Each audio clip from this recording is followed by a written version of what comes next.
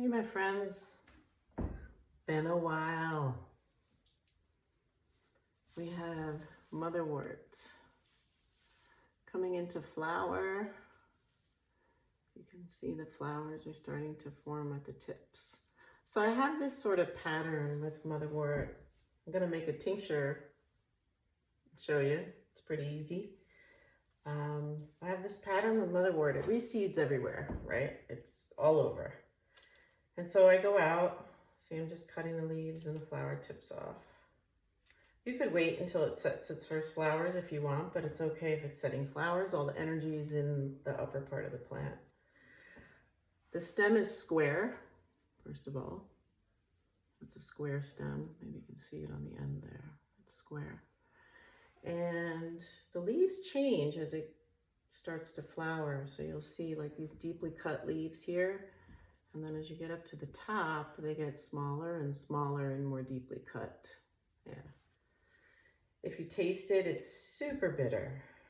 And that's one of her hallmarks because she works in digestive formulas to help the gut. And we know how the gut works with the brain these days, right? And she also works with the brain and the central nervous system, calming us without making us sleepy like intense nervines do. And she just brings us into a state of calmness. I have seen Motherwort also do amazing things with heart rhythms. So it really keeps like a regular heartbeat, especially if you're throwing PVCs or having like irregular heart, any kind of dysrhythmias. This is a good one to work with. High blood pressure as well, goes well with hawthorn, and there's a few other cardiac herbs that, you know, work great in tandem together. But I really love it for calming when we're in anxious states because it brings us into a state of calm and it settles the heart, settles the mind. And for women, it also calms the womb and the uterus. It will bring on menses if your period is late, especially if it's stress-related late. It's just a really good one for circulation and moving blood. There's a little bit of blood thinning properties as well. So I have a lot of reasons why this one stays close, you know. And this beautiful mound of leaves and flowers, basically what I do is I'm gonna make a ½ gallon, right? Oops, sorry. So I like to give it a little rough chop. You don't have to. Some people do, some people don't.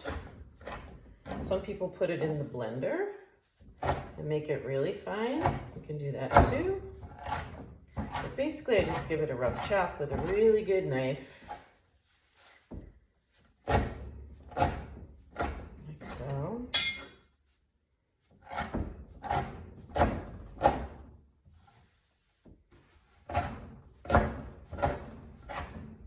I was saying my negotiations with this plant, it's really interesting because it reseeds everywhere.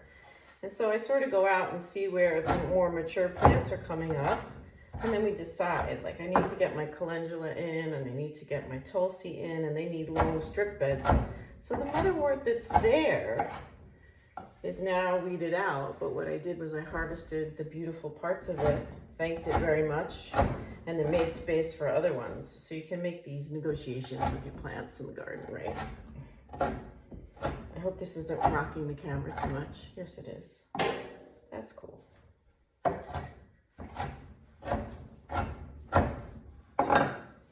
Really, the chopping just increases surface area. And like I said, it isn't completely necessary, but it will speed up the extraction process a little bit if you're in a pinch and you want to say strain it in a month. But usually I let my tinctures sit about 6 to 8 weeks. But this will help it extract a little quicker. Alcohol is a really great one for extracting, but you could also do a vinegar. You can also dry these. It doesn't make the best tea. However, it makes a fantastic steam for pelvic steams for women. Basically just filling your jar.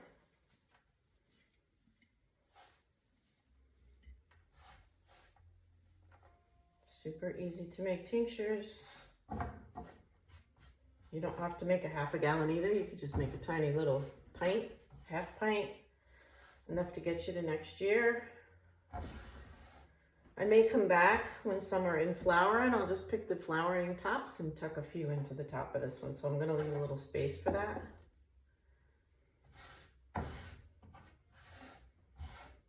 Because it's just nice energy to have fresh flowers thrown in there as well. But this is good to start. So what I will do is, I'm using 95% alcohol, which is basically moonshine. This is sugar-based. And I'm gonna fill it about half full.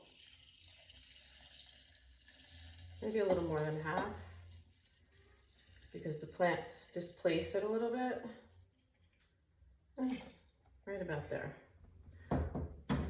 Okay, so you can see the liquid levels about there. And then I will add some water, and that'll bring the alcohol level down to about 50%. And with the water in the plant, we'll maybe go down to about 45%, and it's a perfect place. Put your lid on, give it a good shake, and see that vibrant green. What I'll do is I'll let this sit here, make a label for it, date and time, where if you're selling tinctures to other people, you want to have a little tracking system, you know, with each plant, which I do.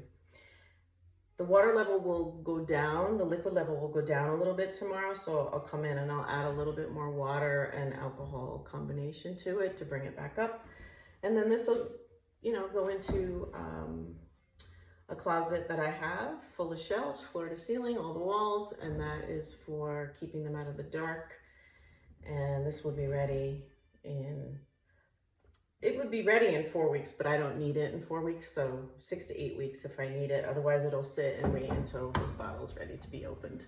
So, beautiful Motherwort. May you have it close. If you don't, find some seed heads and sprinkle them somewhere and she will come. All right.